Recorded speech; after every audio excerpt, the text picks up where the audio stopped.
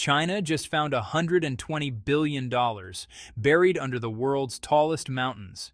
And the moment they announced it, India said, "You're not touching that without us." This is the story the mainstream news isn't telling you. Most people look at the Himalayas and see beauty. Snow-covered peaks stretching beyond the clouds, ancient glaciers, one of the last truly wild places left on Earth. But a team of Chinese scientists looked at that same mountain range and saw something completely different. They saw power, strategic, industrial, military power, sitting right there under the rock and ice, waiting to be pulled out of the ground. What they discovered wasn't gold, it wasn't oil. It was something far more valuable in the world we live in today, a deposit of rare earth elements so massive that experts say it could be worth over $120 billion. 40 million tons, stretching more than 1,000 kilometers beneath the Himalayas. And the moment China announced it was going in to mine it, the entire region erupted. India immediately stepped forward and said China cannot do this alone. Nepal and Bhutan got dragged into the conversation. And quietly, without making too much noise about it, the United States started paying very close attention. So what exactly is going on here? Why does a mineral deposit under a mountain have 4 countries at each other's throats? And who actually gets to walk away with the prize? Stay with me, because this story goes much deeper than most people realize. Before we get into the discovery itself, you need to understand why rare earths matter so much. Because if you don't understand that, nothing else in this story makes sense. Right now, you're probably within arm's reach of a device that contains rare earth elements. Your smartphone has about 10 grams of them inside. Your laptop has them in the hard drive and the screen. If you drive an electric vehicle, rare earth magnets are what make the motor run. If there's a wind turbine anywhere near where you live, rare earths are what allow it to generate electricity efficiently. But here's where it gets really serious. A modern military aircraft requires roughly 500 kilograms of rare earth materials. An aircraft carrier, the kind that projects a nation's military power across entire oceans, can need up to 2,000 tons. These elements are in the radar systems, the targeting systems, the propulsion systems. They make advanced weapons work. This is why the world's most powerful governments don't just treat rare earths as a commodity like copper or iron. They treat them as a strategic asset, the same way they treat oil reserves, nuclear technology, or intelligence networks. 17 elements make up the rare earth category. Names like neodymium, dysprosium, lanthanum. You've probably never said those words out loud, but the country that controls them controls a lever that can bring modern economies to their knees. And for the past several decades, that country has been China. Here's how dominant China's position really is. China controls about 40% of the world's known rare earth reserves. But that's just the beginning. When it comes to actually producing and processing rare earths, China accounts for roughly 250,000 tons per year out of a global total of about 370,000 tons. That's not a market share, that's a stranglehold. China also holds more than 50% of all global patents related to rare earth refining. It has built an end-to-end industrial ecosystem, from pulling ore out of the ground all the way to delivering finished materials to manufacturers. No other country comes close to that level of vertical integration. Meanwhile, the United States, the most powerful military economy in the world, imports about 80% of its rare earths from China. That dependency is real. It has consequences. When tensions rise between Washington and Beijing, that supply chain becomes a pressure point. In 2019, during the US-China trade war, China's President Xi Jinping made a very deliberate, very public visit to a rare earth facility. He didn't say anything dramatic.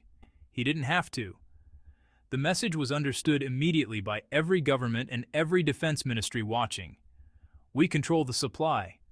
Don't push us too far. But here's the part of China's story that doesn't get told as often. The supply isn't growing. China has been mining its domestic reserves for decades. Most of the major deposits were discovered in the 20th century.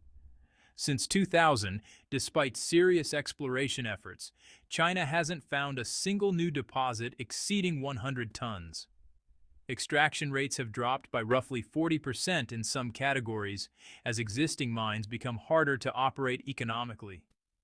China's rare earth empire is powerful, but it has been quietly running low. And that is exactly why the Himalayan discovery is so significant. Part 3. The Discovery. The story of how this deposit was found is almost as remarkable as the discovery itself. Over the past decade, Chinese research teams developed an artificial intelligence system specifically designed for geological exploration. It was trained on massive data sets, soil compositions, satellite imagery, geological radar readings, drone surveys. The system learned to identify patterns in geological data that correlate with rare earth deposits hidden deep underground. According to Chinese scientific institutions, that AI system achieved a mineral identification accuracy rate of 96%. When they pointed it at the Himalayas, using satellite remote sensing and deep geological radar alongside the AI analysis, what came back was extraordinary. A rare earth deposit over 1,000 kilometers long, estimated reserves of more than 40 million tons. And critically, it wasn't a low-grade deposit that would be economically marginal. It was a magmatic rare earth mine formed by ancient volcanic and tectonic activity millions of years ago. Magmatic deposits are different. They have higher ore concentrations. The minerals are more accessible. And compared to the clay-based mining operations in southern China, which have caused serious environmental damage in Jiangxi and Guangdong, magmatic deposits can be extracted with a significantly smaller ecological footprint. Experts calculated that full exploitation of this resource could generate up to $120 billion in value. For a country whose existing rare earth supply is declining, this wasn't just a discovery, it was a lifeline. China spent 2 full years, in research and assessment before making any official announcement. That alone tells you something. This is a country that once built a hospital in 10 days. 2 years of careful study before moving means the challenge ahead is genuinely serious. In June 2024, China officially announced it would begin extraction. The reaction was immediate. Part 4. India pushes back. Within days of the announcement, Indian media was running heated coverage. Some outlets called it Chinese territorial expansion. Others called it a direct provocation. And at the diplomatic level, India made its position unmistakably clear. China would need to cooperate, and that cooperation would need to include a meaningful share of the resources. To understand why India moves so fast, you need to understand the geography and the history. The Himalayas don't belong to any single country. The range runs across Pakistan, India, Nepal, Bhutan, and China. And the border between India and China in this region, known as the Line of Actual Control, has never been formally agreed upon. Both countries claim overlapping sections. Both have stationed military forces in disputed zones.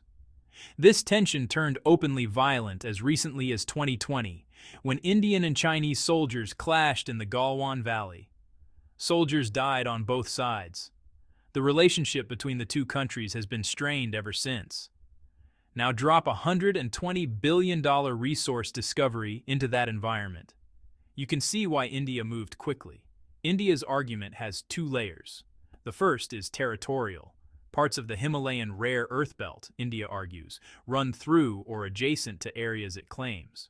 Allowing China to mine those sections without negotiation would be a unilateral move that India cannot accept.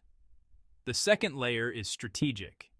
India has already stated it plans to mine at least 5,000 tons of rare earths per year by 2030.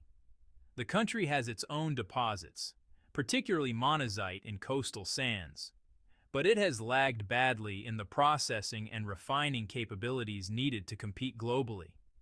Attaching itself to the Himalayan discovery narrative gives India leverage in a conversation that is much bigger than just one deposit. And then India made a move that changed the whole dynamic. It turned to the United States. Part 5. America enters the picture. The United States has a rare earth problem, and Washington knows it. America currently imports 100% of its heavy rare earths.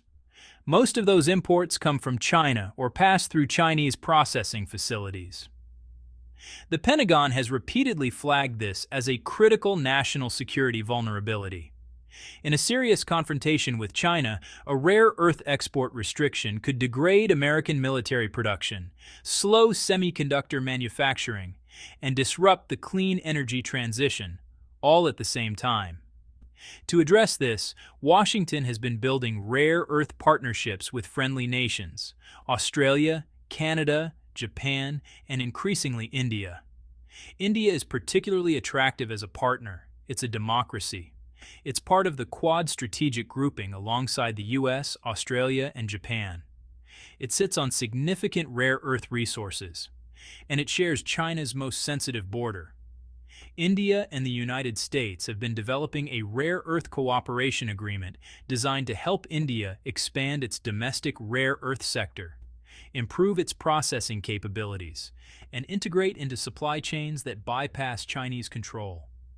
India has plans to quadruple its rare earth mining output over the next decade, partly backed by this partnership.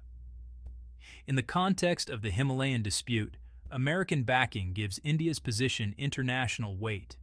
It transforms what might otherwise be a straightforward bilateral dispute, where China holds the technical and logistical advantage, into something closer to a broader multilateral confrontation.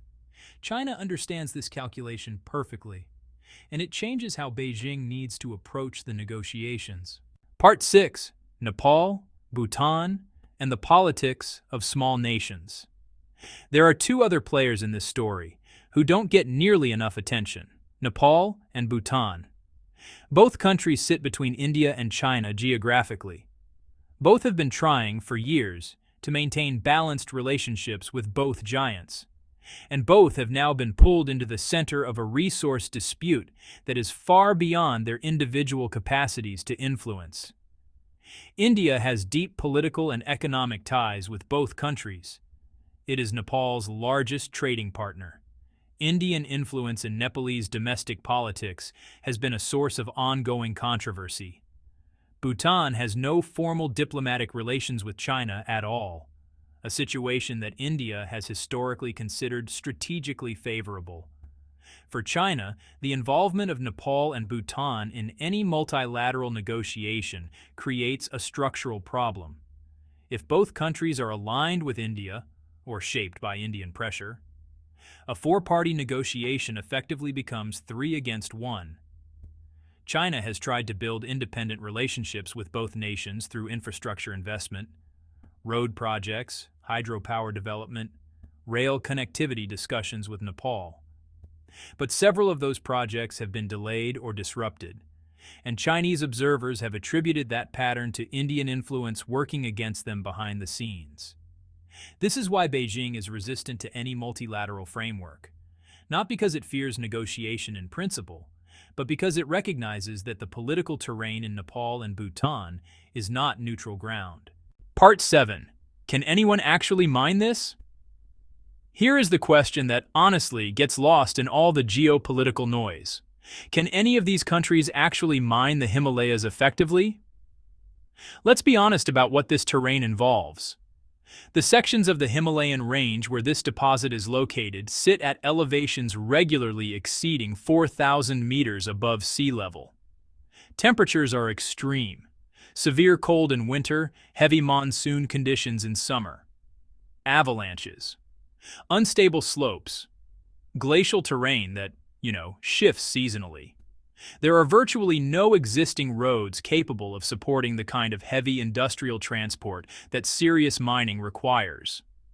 Building that infrastructure from scratch, at altitude in disputed territory, would be a multi-year engineering project before a single ton of ore is extracted. Workers operating at high altitude face real physiological challenges: reduced oxygen, harder physical recovery, altitude sickness. Sustaining a large workforce in these conditions requires significant investment in accommodation, medical support, and supply logistics. And the environmental stakes are enormous. The Himalayas are the source of some of Asia's most critical river systems. The Indus, the Ganges, the Brahmaputra, the Yangtze. Hundreds of millions of people downstream depend on those rivers for drinking water, agriculture, and energy. Any mining operation that contaminates glacial meltwater or destabilizes upstream geology carries consequences felt across the entire subcontinent. Remember? Even China, with its extraordinary engineering capabilities and its track record of building infrastructure in conditions no other country would attempt, spent 2 full years in assessment before announcing it was ready to begin. That caution is telling. For India, the practical reality is harder still. India's rare earth sector is underdeveloped in terms of the high-altitude, technically complex extraction that the Himalayas would demand. The strategic claim is real. The present capability to act on it is limited. This matters because it means India's push for joint development is partly a claim on future value, a move to prevent China from locking in exclusive control before India has the tools to compete. That is rational strategy, but it is also strategy driven by constraint, not strength. Part 8. The bigger race. Step back from the Himalayas for a moment and look at what's happening globally. Australia has been aggressively developing its rare earth sector, with Lynas Rare Earths, the largest producer outside China, expanding processing facilities and entering formal partnerships with the United States. Canada is exploring deposits in Quebec and the Northwest Territories with government-backed investment. Across Africa, countries like Tanzania and Malawi have become new frontiers for rare earth exploration, with both Chinese and Western interests competing for access. And then there is Greenland, whose rare earth potential is so significant that it became the subject of high-level international political attention, with Western governments openly discussing access to its resources in terms usually reserved for military alliances. The common thread across all of this is clear. Countries that previously treated rare earths as a background issue are now treating them as a first-tier national security priority. The dependency structures that allowed China to dominate the market are no longer politically acceptable, and the race to build alternatives is accelerating on every continent. China's Himalayan discovery lands into this environment as a calculated strategic move. At the precise moment the rest of the world is working to reduce its dependence on Chinese rare earths, China extends its own reserves by potentially 40 million tons. It doesn't just protect its existing position, it deepens it. And it does so in terrain where the legal, diplomatic, and practical rules are still being written. Closing. What this really means. Here's what this entire story comes down to. The world you live in, your phone, your car, the clean energy infrastructure being built around you, the weapons systems that countries use to defend themselves, runs on materials that most people have never heard of, extracted from places most people will never visit, controlled by decisions made in government offices and military briefing rooms that ordinary people are never consulted about. China saw this reality early. It made rare earths a national priority before most other governments were even paying attention. And now, deep under the Himalayas, it has found what may be the most strategically important resource deposit of this century. India is fighting to get a seat at the table, and using every lever it has to do so. The United States is watching carefully, calculating how to reduce its own dangerous dependency. Nepal and Bhutan are caught between forces far larger than themselves. The negotiations have started. They will not end quickly. This plays out over years, maybe decades. But here is the thought I want to leave you with. Every time a country restricts access to a critical resource, the rest of the world feels it. Not in diplomatic cables, but in prices, in shortages, in the slow grinding cost of things people need. The Himalayan dispute isn't just a story about mountains and minerals. It's a preview of the kind of conflict that will define the next 50 years.